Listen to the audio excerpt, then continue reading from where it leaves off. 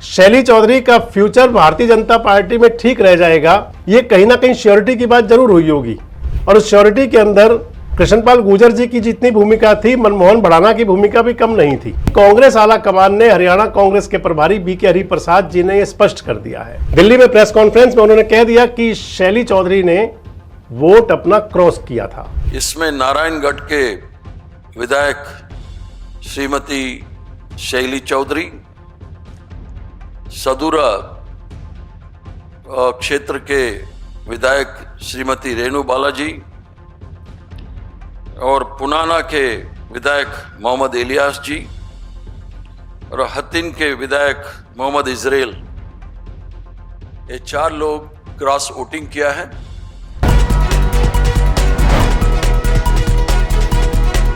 दोस्तों नमस्कार, मैं संजय मग्गू और मौजूद हैं देश रोजाना के डिजिटल मीडिया मंच पर। नारायणगढ़ की कांग्रेस पार्टी की जो विधायक है शैली चौधरी, उन्होंने क्रॉस वोट किया था। शैली चौधरी तो इस बात को भी नहीं मान रही, कह रही हैं कि अपना जवाब देंगे। कांग्रेस आला कमान ने, हरियाणा कांग्रेस के प्रभारी बी के हरिप्रसाद जी ने यह स्पष्ट कर दिया है। दिल्ली में प्रेस कॉन्फ्रेंस में उन्होंने कह दिया कि शैली चौधरी ने वोट अपना क्रॉस किया था। इस वीडियो में आपसे बात करूंगा मैं कि आखिर शैली चौधरी ने अगर वोट क्रॉस किया था तो क्या रणनीति बनी होगी। क्या शैली चौधरी का, यानी कि उनके परिवार का, चाहे उनके पति हैं रामकिशन गुर्जर जी या उनका राजनीतिक परिवार, उनका क्या भारतीय जनता पार्टी के साथ में कोई ताना बाना पहले बुन गया। और सबसे बड़ी बात, शैली चौधरी जी का अगर वोट क्रॉस हुआ है, क्योंकि कांग्रेस आला कमान ने तो कह दिया और वोट देखने के बाद ही कहा है, तो इस सब के पीछे रणनीतिकार कौन थे। पहले तो आपको बता दूं कि शैली चौधरी का, जो नारायणगढ़ की विधायक हैं, उनका जो सियासी सफर है, राजनीतिक सफर, शैली चौधरी के ससुर साहब हरियाणा सरकार के अंदर वजीर भी रहे हैं और विधायक भी रहे हैं, कांग्रेस पार्टी से भी और जनता पार्टी से भी, चौधरी लाल सिंह गुर्जर। उनके बाद में लाल सिंह गुर्जर की जो सियासी विरासत संभाली वो उनके बेटे और शैली चौधरी के पति रामकिशन गुर्जर ने संभाली। रामकिशन गुर्जर भी 2004 में भी विधायक थे और 2009 में भी विधायक थे। 2009 के विधानसभा चुनाव में रामकिशन गुर्जर ने, जो आज हरियाणा के मुख्यमंत्री हैं नायब सिंह सैनी, उनको विधानसभा चुनाव हराया था। 2014 में वो नायब सिंह सैनी साहब से हार गए थे। 2019 और 24 शैली चौधरी खुद विधायक बनी। ये तो उनका, जो उनके ससुराल वाला आप कह सकते हैं, राजनीतिक सफर है। यानी कि उनके ससुराल की जो राजनीतिक हिस्ट्री है, उनका जो पॉलिटिकल ताना बाना, वो ये रहा। और इधर शैली चौधरी का जो मायका है, शैली चौधरी फरीदाबाद की हैं। फरीदाबाद के अंदर भड़ाना ब्रदर्स बड़ा फेमस नाम है राजनीति के अंदर। शैली चौधरी संता भड़ाना जी की बेटी हैं। संता भड़ाना जो हैं वो करतार सिंह भड़ाना भारतीय जनता पार्टी के नेता और अवतार सिंह भड़ाना कांग्रेस पार्टी के नेता, इनकी भतीजी हैं। यानी कि जो बीजेपी के समालखा के विधायक हैं मनमोहन भड़ाना की तैरी बहन है, उनके ताऊ जी की बेटी हैं। शैली चौधरी फरीदाबाद के सांसद और भारत सरकार के वजीर कृष्णपाल गुर्जर की समधन भी हैं। समधन यूं है कि कृष्णपाल गुर्जर के भतीजे और जो पलवल विधानसभा चुनाव में आजकल बड़ी जोर शोर से तैयारी करते हैं, उत्कर्ष चौधरी की मदर इन लॉ है, यानी कि सास हैं शैली चौधरी। तो ये उनका राजनीतिक, आप उसे कुर्सी कह सकते हैं।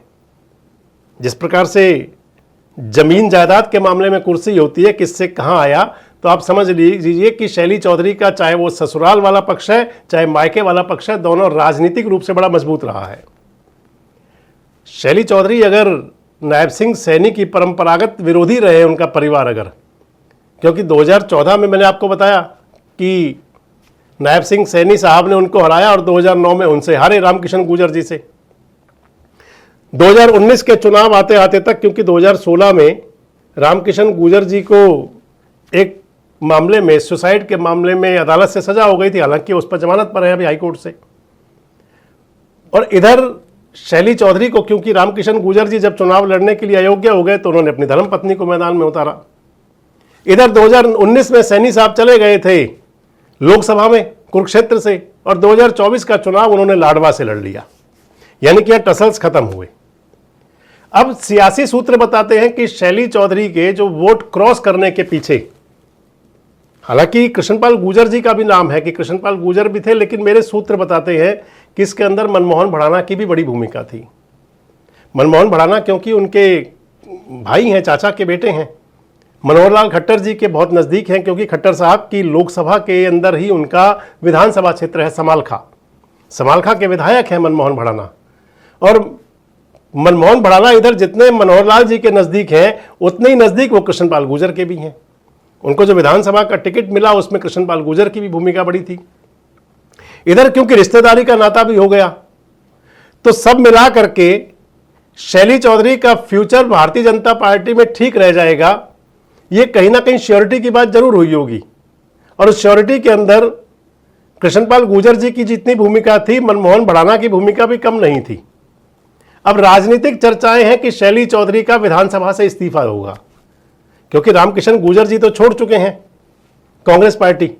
शैली चौधरी का इस्तीफा अब इसलिए नहीं हुआ क्योंकि शायद जो भारतीय जनता पार्टी के साथ उनका संबंध जुड़ा है वो किस प्रकार से राजनीति बीजेपी वाली करेंगी वो तय करना होगा। अगर वो बीजेपी से इलेक्शन लड़ने की प्लानिंग करती हैं और कांग्रेस से इस्तीफा देती हैं तो ऑटोमेटिक सीट खाली हो जाएगी, उनका विधानसभा से इस्तीफा हो जाएगा। अगर कांग्रेस उन्हें पार्टी से बाहर करती है तो फिर वो असंबद्ध रह करके विधायक रह जाएंगी। लेकिन चर्चाएं ये हैं कि शैली चौधरी इस्तीफा दे सकती हैं और इस्तीफा देने के बाद वो भारतीय जनता पार्टी से चुनाव लड़ सकती हैं। अंबाला वैसे भी मुफीद है भारतीय जनता पार्टी के लिए।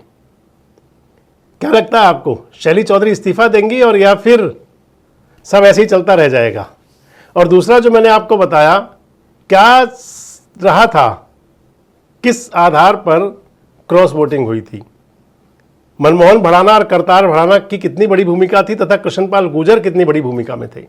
कमेंट बॉक्स में जरूर बताएं। जुड़े रहे हमारे साथ, देखते रहें देश रोजाना। हमारे साथ जुड़े रहने के लिए सब्सक्राइब करें देश रोजाना के YouTube चैनल को और नई वीडियो की नोटिफिकेशन पाने के लिए बेल आइकन जरूर दबाएं। अगर आप ये वीडियो फेसबुक या इंस्टाग्राम पर देख रहे हैं तो पेज को लाइक और फॉलो जरूर करें और ज्यादा से ज्यादा शेयर करें।